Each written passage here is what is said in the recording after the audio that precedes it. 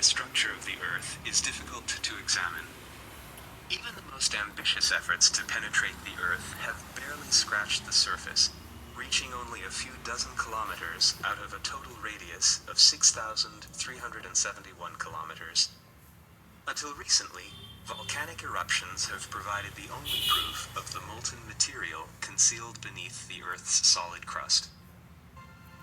Miners also noticed that temperature and pressure gradually increased as they reached greater depths. In 1909, scientists observed that seismic waves change speed and direction at certain depths as they pass through layers of different properties. Using this method, they managed to map the Earth's internal structure. The primordial Earth formed around 4.6 billion years ago. Due to cooling and rotation, substances in the gas, liquid, and solid states separated and became arranged in spherical layers according to density. These layers are called geospheres. Geospheres are grouped into outer and inner layers. The outer layers are the atmosphere, the biosphere, and the hydrosphere. The inner layers are the crust, the mantle, and the core. The atmosphere is the outermost layer. Composed of gases, it is the lightest of the layers. The atmosphere has no definite boundary.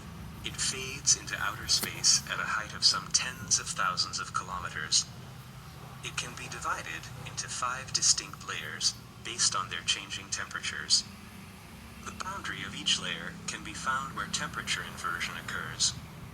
The thin outermost layer of the atmosphere is called the exosphere. Its temperature is around 1,000 degrees Celsius. The next layer of the atmosphere is the thermosphere. Its temperature increases with altitude, 800 to 1,000 degrees Celsius on average. This thin layer, consisting of ions and therefore also called the ionosphere, reflects radio waves. The layer below the thermosphere is the mesosphere. Its temperature decreases with altitude. The atmosphere's coldest place, the mesopause, forms its upper boundary. The temperature drops to around 100 degrees below Celsius here. The temperature at its lower boundary is around 10 degrees above 0 Celsius. Most meteors melt or burn up in the mesosphere. The next layer is the stratosphere. Here the temperature rises with altitude because of the ozone layer. The ozone layer absorbs energy. Consequently, its temperature rises. The temperature at the lower boundary of the stratosphere is around 56 degrees below 0 Celsius.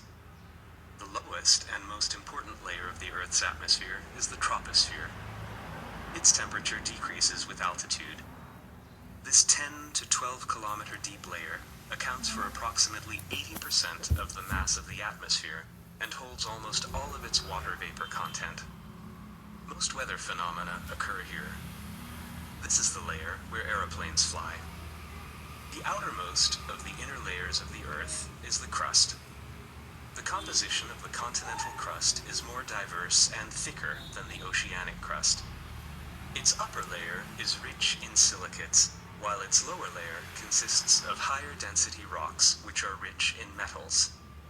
The Mohorovičić discontinuity, also called the MOHO, is a boundary located between the crust and the mantle, where seismic waves from earthquakes are refracted. The mantle is divided into 2 zones, the upper and the lower mantle. The upper mantle extends to a depth of about 700 kilometers. Its upper layer is solid. Together with the crust, it forms the lithosphere.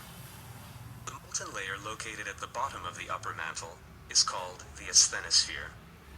The lower mantle is composed of solid rocks. The amount of heavier, metallic components found in the lower mantle increases with depth. The mantle-core boundary, called the Gutenberg discontinuity, is located 2,900 kilometers below the Earth's surface. Situated below the mantle, the core is also divided into 2 parts, the liquid outer core, consisting of molten metals, and the solid inner core, made up of iron and nickel. The two layers are separated by the Lehmann discontinuity, at a depth of 5,150 kilometers. Density, temperature, and pressure increase with depth.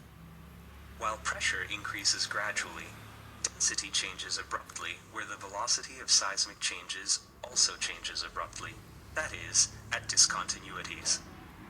The rate of the inner temperature increase is called the geothermal gradient. On average, it is 3 degrees Celsius every 100 meters, but it increases with altitude. At a depth of 200 kilometers, it is only 0.5 degrees Celsius. The temperature at the center of the Earth is around 5 to 6,000 degrees Celsius. The Earth's heat is formed by radioactive decay.